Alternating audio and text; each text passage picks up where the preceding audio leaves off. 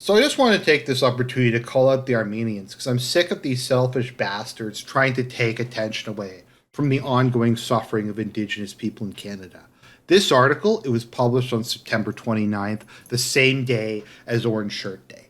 And I've seen maybe like three articles about this. I spent like a couple hours looking, well high, well tired, and I think I hallucinated up to three articles about the ethnic cleansing in Nagorno-Karabakh, the former Republic of Artsakh.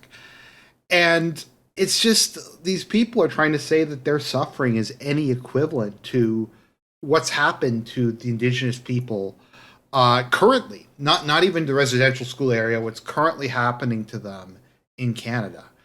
And they're claiming that just the fact that their country was taken away from them, that before that they were starved, medical care, food, electricity was denied to them, and then they haven't technically been expelled, but they see the writing on the wall.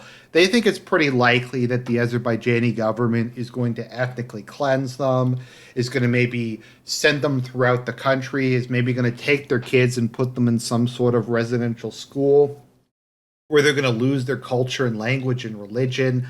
But this is no equivalent to what happened to the Indigenous people of Canada last week, let alone 100 years ago. And you have these people, and they're complaining that 100,000 of 120,000 people have fled to Armenia. So, like 80% of the population has completely left, and they're going into exile, and they basically are going to live in abject poverty there. But the poverty there is nothing compared to the poverty Indigenous people in Canada experience on an hourly basis. And like there's 0.1% the number of articles about this actual genocide as the suffering that Indigenous people are undergoing in Canada. And that 0.1% is too much.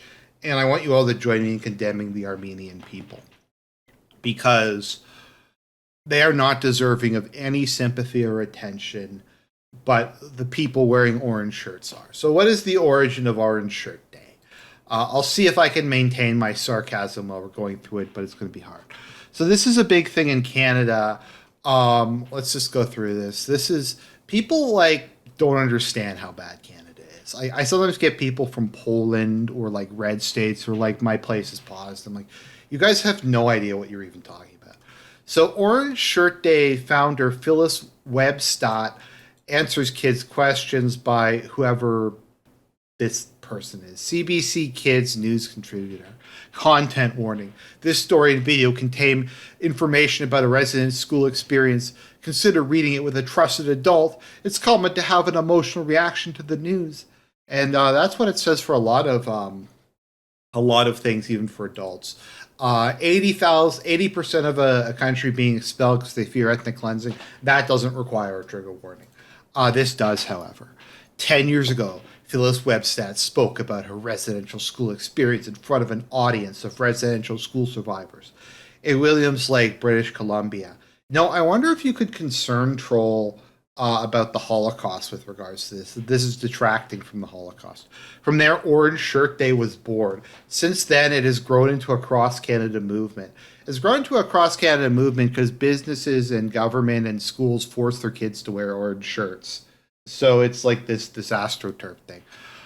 People mark Orange Shirt Day on September 30th by wearing orange. They do so to honor survivors like Webstead and the children who never return home from residential schools. So let's just take a look. How many children didn't return home from residential schools? So according to Wikipedia, which is always accurate, we have 150,000 children replaced in residential schools over a 100-year period, and between 3 and 30,000 died. That is a massive range. All of those children, though, died from like deliberately being killed. Children never get sick, particularly in the area before antibiotics. No one died from cholera. No one died from typhoid. No one died from smallpox. None of these things happened. Let's do the math here for a minute. So let's take the median number. So let's say that 150,000, 15,000 of those children died. Okay, so that, and then we'll divide that by 100 years. So nearly 0.1% of the children in the residential school system died every year. Nearly 0.1%.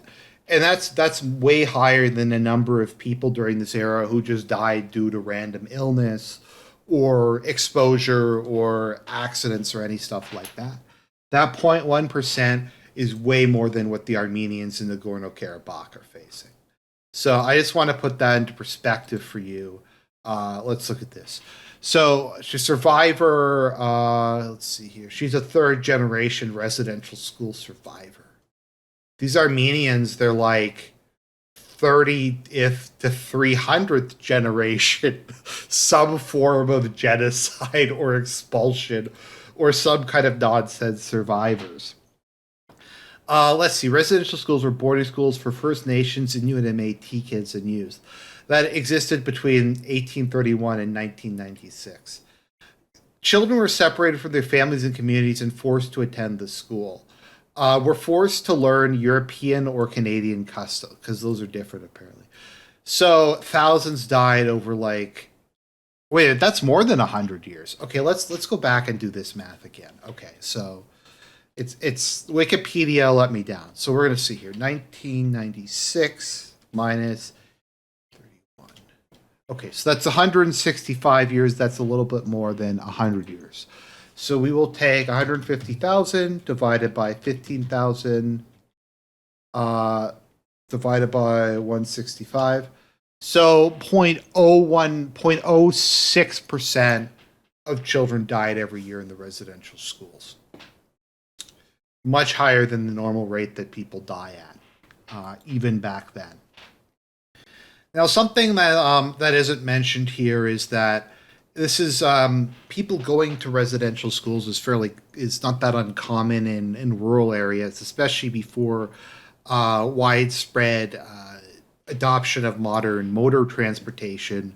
Because it's just hard to reach people, so it kind of makes sense for the kids to go and stay someplace. But no, that 0.06% who died, that is just too much. So here we go. I just trigger warning. This is going to be the worst thing ever.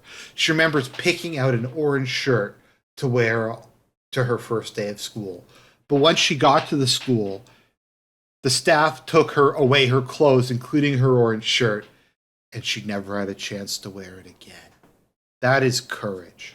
These fuckers, these massive pieces of shit here, they're complaining that the Azerbaijanis starved them, kicked them out of their homeland. They're selfish fucks. This girl had to take off an orange shirt, and she didn't get it back. The color of orange has always reminded me about how my feelings didn't matter, how no one cared, and how I felt like I was worth nothing, Webstead wrote. Well, the Armenians are worth something because they can go to Armenia. They can go there and they can live in the slums. But what about her? What about her orange shirt? Now, as the founder ambassador of the Orange Shirt Society, Webstead travels across the country and tells her story and raises awareness about residential schools and their impact. So, guys, as you all know, I'm an immensely compassionate person. I'm multicultural. I'm a globalist. I know everything about the world. And I don't selectively celebrate certain misfortunes in order to get social status. No. This is legitimately way worse than what the Armenian people are currently undergoing. And as a result of that, we shouldn't talk about the Armenian people. It's not that we're just talking about this because it's an easy way to get social status by wearing a fucking orange shirt and nothing's required of you. Beyond that, it's not that like most of these people don't even really know what a residential school is, but they have to suffer like that girl did when she took off her orange shirt. Because no school has ever taken a kid's shirt away. No school has ever enforced a dress code. I was hallucinating, but I seem to remember a lot of like kids when I was in school, and it was like a normal public school.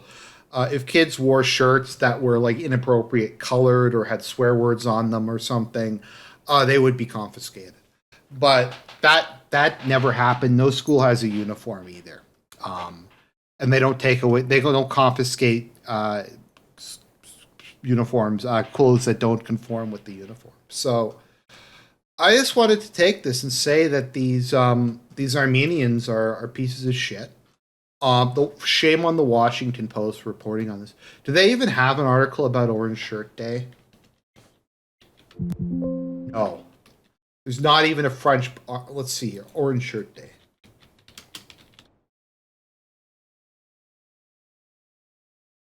I don't even see an article about Orange Shirt Day. I don't even see one. And this is part of the genocide that an American paper wouldn't do an article about. Let's go look at CBC. Wow, even like, oh, here we go. Okay, even CBC doesn't care enough. I mean, yeah, CBC. This is like this holiday that's completely, it's completely legitimate. There we go. We have Orange Shirt Day somewhere down here. It's we're gonna have to do something about this. We're gonna have to put more stuff. What is Orange Shirt Day? What is Orange Shirt Day? September 3rd. I don't know because they won't tell me. The CBC is racist. Even though Orange Shirt Day is technically tomorrow, this is the last weekend day to do it.